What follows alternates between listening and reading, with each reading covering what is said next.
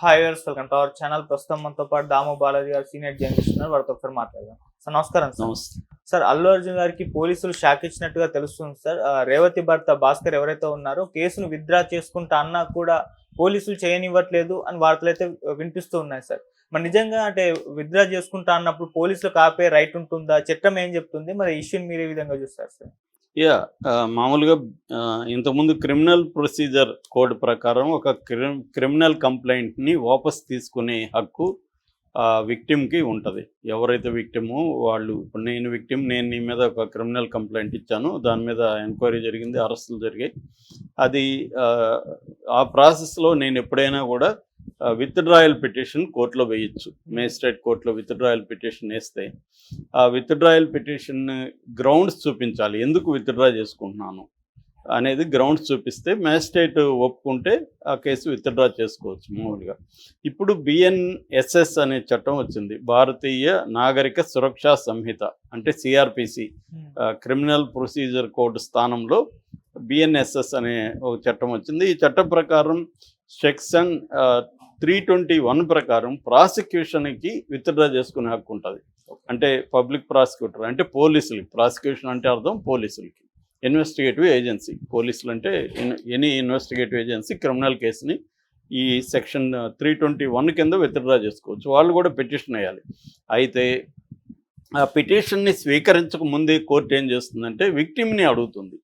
అంటే విక్టిమ్కి నాలెడ్జ్ ఉందా, ఈ విక్టిమ్ ఈ కేసుని విత్డ్రా చేసుకుంటే విక్టిమ్కి ఓకేనా, ఇవన్నీ అడగాలి. ఎందుకంటే మనకి 2 రకాల కమిషన్లు వచ్చాయన్నమాట. 154th కమిషన్, లా కమిషన్ 1996లో ఒక రిపోర్ట్ వచ్చింది. దాని తర్వాత 2003లో జస్టిస్ మాలిమత్ కమిటీ రిపోర్ట్ వచ్చింది. ఈ 2 రిపోర్ట్లు కూడా విక్టిమ్కి రైట్స్ ఉంటాయి, విక్టిమ్ రైట్ టు ఇన్ఫర్మేషన్, విక్టిమ్కి రైట్ టు కాంపన్సేషన్, ఇవి ఉంటాయి. విక్టిమాలజీ అనే ఒక కాన్సెప్ట్ని ఈ రిపోర్ట్లు తీసుకొచ్చాయన్నమాట.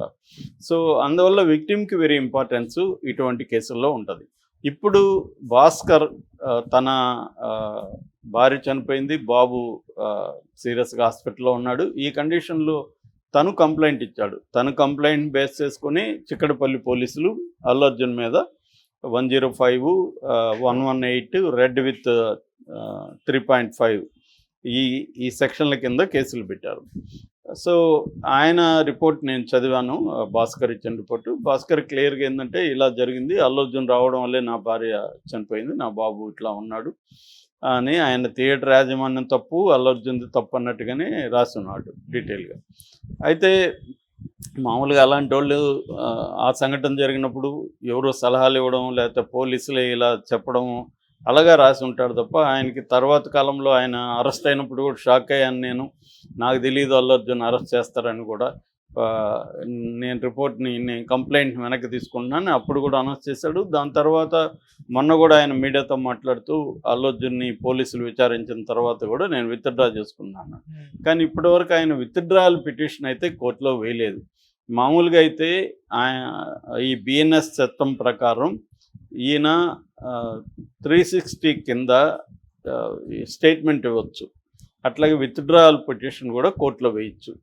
కాకపోతే గ్రౌండ్స్ చూపించాలి. ఆయన ఏమని గ్రౌండ్స్ చెప్పొచ్చు అంటే, ఇట్లా నేను అల్లు అర్జున్ని వల్లనే చనిపోయారు అనుకున్నాను, కానీ తర్వాత కాదని తెలిసింది, అల్లు అర్జున్ రాకముందే జరిగిందనో లేకపోతే అల్లు అర్జున్కి పైన ఉన్నాడు, ఆయనకి సంబంధం లేదనేది నాకు తర్వాత అర్థమైంది. కాబట్టి అల్లు అర్జున్ మీద నేను కంప్లైంట్ విత్డ్రా చేసుకుంటున్నాను, థియేటర్ మీద తర్వాత భద్రత లేకపోవడం మీద నేను కంప్లైంట్ ఇవ్వదలుచుకున్నాను అనేది ఆయన చెప్పొచ్చు. అంటే అల్లు అర్జున్ ఇప్పుడు ఈ కేసులో నుంచి తొలగించడానికి ఈయన పిటిషన్ వేసుకుంటే మ్యాజిస్ట్రేట్ కన్విన్స్ అవ్వాలి. మ్యాజిస్ట్రేట్ కన్విన్స్ అయితే ఏ గ్రౌండ్స్కి అంటే అప్పుడు పబ్లిక్ ప్రాసిక్యూటర్ కూడా దీన్ని వ్యతిరేకించవచ్చు, నేను కూడా వ్యతిరేకించవచ్చు. ఇది అల్లు అర్జునే ఇది ఉంది, దీనికి ఎవిడెన్స్ ఉంది, ఇతను విత్డ్రా చేసుకోవడం కరెక్ట్ కాదని ఎవరైనా కూడా మళ్ళీ వ్యతిరేకించవచ్చు.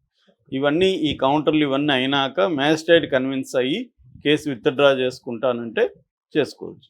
కానీ పోలీసులు ఒక వార్త వస్తుంది, పోలీసులు ఎక్కడ బయట చెప్పలేదు కాబట్టి అది నిజమో కాదో మనకు తెలియదు. కానీ మీడియాలో వార్తలు ఏమొస్తున్నాయంటే పోలీసులు ఒప్పుకోవట్లేదు విత్డ్రా చేసుకోవడానికి. పోలీసులు ఒప్పుకోకుండా ఉండే హక్కు పోలీసులకు ఉంది, కానీ పోలీసులు అనుకున్నంత మాత్రాన విత్డ్రా జరగకుండా ఉండదు.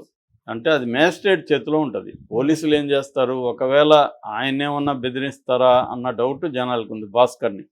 అంటే నువ్వు కానీ విత్డ్రా చేసుకుంటే నీ మీద కూడా కేసు పెడతామను, ఇంకేదన్నా ఆయన్నేమన్నా బెదిరిస్తే అప్పుడు భాస్కర్ని విత్డ్రా కానికుండా చూసుకునే పరిస్థితి ఉంటుంది.